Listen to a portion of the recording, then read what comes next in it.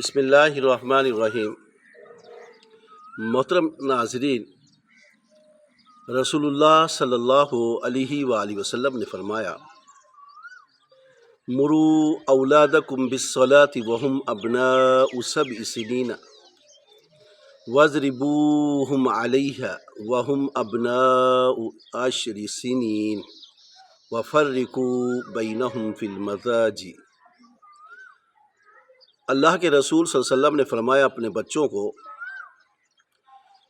نماز پڑھنے کا حکم دو جب وہ 7 سال کے ہو جائیں، اور جب وہ 10 برس کے ہوں تو انہیں ترک نماز پر مارو اور ان کے بستر جدا کر دو۔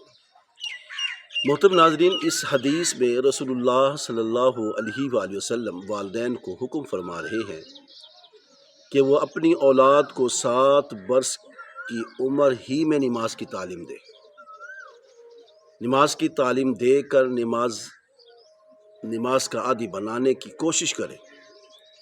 اگر وہ 10 سال کی عمر کے ہو جائیں، نماز نہ پڑھیں، تو والدین تادیبی کارروائی کریں، انہیں سزا دے کر نماز کا پابند بنائیں، اور 10 برس کی عمر کا زمانہ چونکہ بلوغت کے قریب ہے، اس لیے انہیں اکٹھا نہ سونے دیں۔ آخر دعوانا ان الحمدللہ رب العالمین۔